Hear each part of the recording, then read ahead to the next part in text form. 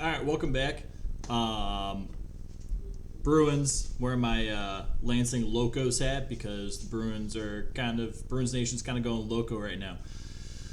After the last loss to Pittsburgh and against Boston, they lost 4-2. Swayman let in 3 goals. Bruce Cassidy calling out Marchand, understandably so, as he probably should. And Marchand gets suspended 6 games for a sucker punch and then a high stick to the neck face area of Christian Jari. They had some stuff going on throughout the game. They've been sassing each other, giving each other little bumps, but Marchand just took that to a whole nother level. And with 24 seconds left in a game you already lost, you got to control your emotions a little better, so that's fine. But Cassidy said the reason they lost that game was because of Jeremy Swayman. Swayman let in 3 goals over the entire game. Jari only let in 2. And yeah, honestly, Jari looked like he was the better of the 2 goaltenders. But at the same time, Swayman had a pretty good night. He was making some pretty solid saves. A lot of it was just lack of defense, lack of getting high quality scoring chances. I don't want to say that because there were a bunch of high quality scoring chances in both directions. But I don't know.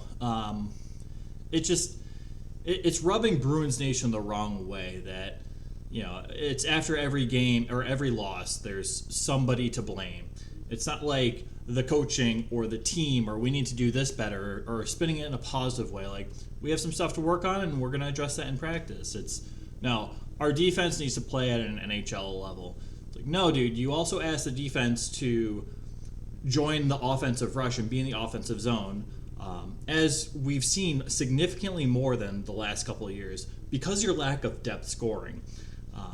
And then when they jump into the zone and it gets turned over because they're not forward, so they don't do that as frequently, so they're not as, I don't know, it's not as repetitive as, say, like, I don't know, a forward like Bergeron or I don't know, Landeskog or whoever it may be. Just any forward, just bringing the puck into the neutral zone, into the offensive zone.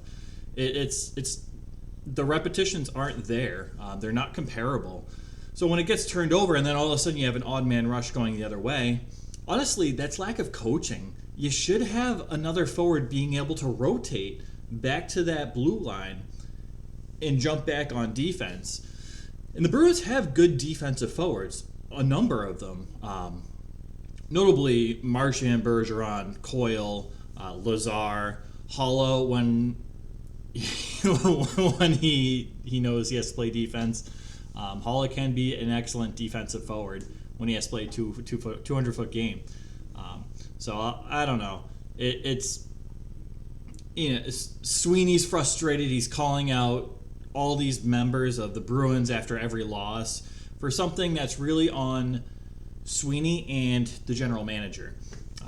Why aren't you winning games?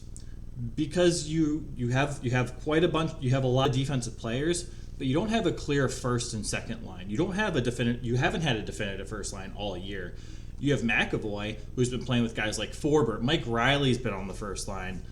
You have Carlo, who's been on the second line, and I like Carlo. Carlo's good, but he also hasn't had the same defensive partner. You've had Vakanainen, a rookie, who hasn't even played like 15 games in the league, playing on the first line with McAvoy. It's a bunch of good defensive players, but not great defensive players, not shutdown defensive players, not I'm going to quarterback your power play good defensive players. Very just good NHL defensive players. And same with your offensive core, your scoring.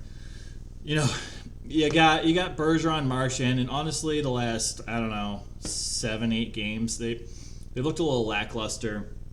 Bergeron doesn't look to be playing like Patrice Bergeron, and he's now out and Marchand suspended 6 games, so it doesn't even matter anymore. So you're gonna have to rely on your second line, which Pastrnak and Hall are excellent players, very well of being a first line, but you don't have that centerpiece. Holla, my apologies, good third line center. Can step in and be a 2B if there's an injury, but shouldn't be a third line center. Charlie Coyle is a 4A 3B kind of center. He doesn't bring production to any line. It's him doing the scoring, or there's no scoring on that line. That simple. It's always been that way with him. Go check out his secondary assists versus his primary assists. Coyle's a great guy, just not a. And I guarantee you tonight they're playing the Hurricanes tonight without Bergeron and Marchand. I guarantee you Coyle's going to be on that first line with Hall and Pastrnak, and they're going to get minimal production. It's just that line does not mesh, and Cassidy keeps putting that line on the ice for God knows why. It should also be noted that Haula has a face-off percentage over 50, whereas Charlie Coyle, consistently, he's usually between like 40 and 46.5% throughout his career. He's not a good face-off guy.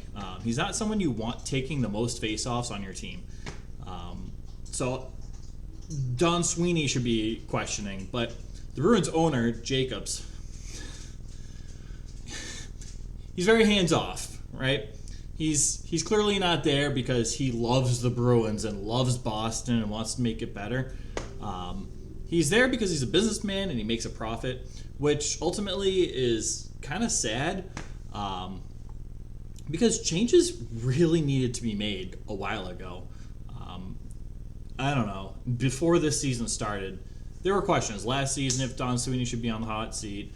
It's not even a question this season. It's not even a question if Bruce Cassidy should be on the hot seat. Some of his coaching calls have been very questionable this year.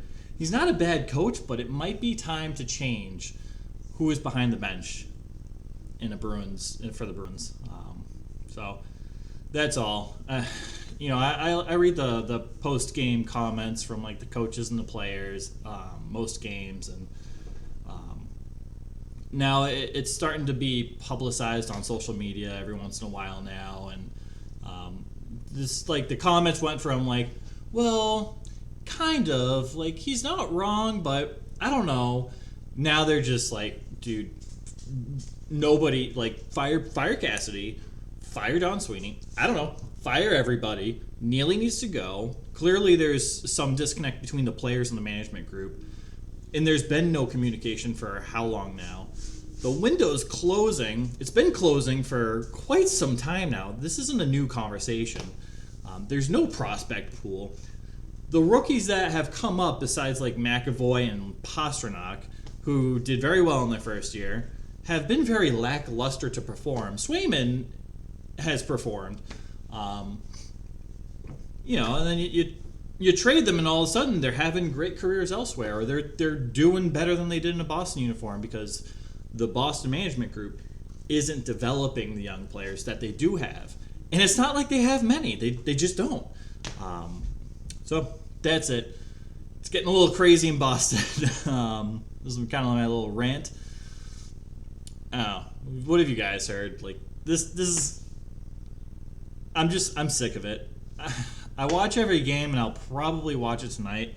But it's almost at the point where it's been at the point where it's really hard to sit through a whole Bruins game, because aside from some production from like the Hall Pastrnak line, and I don't know, occasionally the Bergeron line now, because I don't know what happened to them. It's kind of brutal. There's no defense. There's not really much depth scoring. Nosik's been probably one of the best players on the ice every night. Goaltending's been pretty good. No complaints with Ullmark or Swayman. Rask, is what it is. Come off a torn labrum and a hip. I've had 2 labrum surgeries in my shoulder. I do not want to imagine what that's like in the hip or how it is to come back from that. So it's screwed up my throwing arm. I used to play baseball. I just you do your best. You try to come back. It feels good, but then when you're really stressing it, it can just not work for you. It can cause issues. It can cause other areas, at least like my arm and my shoulder area. It causes other areas to strain. The hip is a lot more complex than the shoulder and in a more crucial area. So I feel for him. That's brutal. You can't blame him for not coming back strong. He didn't get any reps in the AHL. He didn't really know his future going into if the Bruins were even going to sign him. It was just, I don't know. So you can't blame Tuukka for that, but yeah, I don't know, man. I don't know.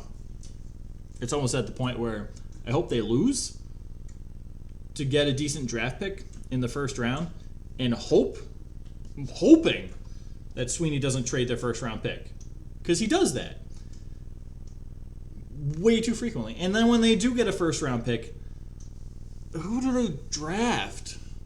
Are we going to draft Zach Senyshyn again? Great kid. Again, may have potential in the NHL, but his development has been very stunted at the AHL level. DeBrusk, 27-goal season, just declines every year because of that lack of development, that lack of building off of success. It turned into kind of a brotherhood of guys, everyone having each other's back, fun loving group into, I don't know, it's almost like the New York Yankees. Like, we're here, we're gonna do business. There's a dirty hit, it is what it is, and you get guys like really the only two guys for the most part. You got Foligno stepping up because he's a former captain. I love Nick Foligno, a lot of respect. And then you got Trent Frederick, who will step up sometimes, but I don't know, doesn't win many fights, probably thinks he's tougher than he is, which is fine. At least he's willing to drop the gloves. I love that. But I don't know. It's like you're not gonna see Coyle or like Bergeron. It was honestly a surprise to see Carlo drop the gloves a few games ago. That was actually really nice to see. Carlo's a big dude. He's got a big reach. I'm 6'4".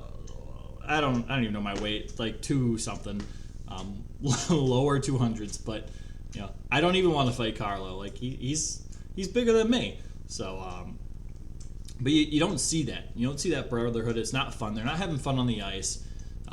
Julian, as serious as he was, Claude Julien, the last Bruins coach, he still had fun with the players. They did fun things. You don't see that from Cassidy. All you see is them dressing up before games and maybe smiling, but then other than that, it's just business and that's it. And there's a lot of yelling and a lot of anger when things aren't going right, and there's no celebrating the successes for the most part. It's just different. It's not the Bruins as we knew it. In many ways, and like the physicality and stuff, that's going to change with time. We see frequent fights. We don't see that anymore. That's just the change in hockey, the shift in hockey. But if you look at the Minnesota Wild, that team's having fun night in and night out. They're a bunch of brothers. Like, you'll see almost anyone on that team drop the gloves not because they're good at fighting or they know they're going to get beat up, because they might.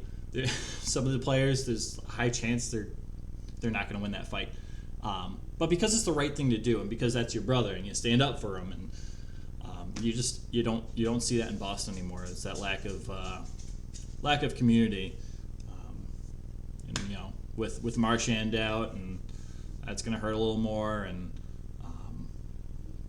some Bruins Nation, man. I feel you. It's going crazy. That's all I got. All I got for now. Because I've ranted for 14 minutes. So, all right, guys. Thanks for listening. What do you make of this situation? Dude, I don't care if you roast me. Like, let me know what's going on. God. The game's on in 2 hours. I'm having a beer before this game. All right, that's it. Take care, guys.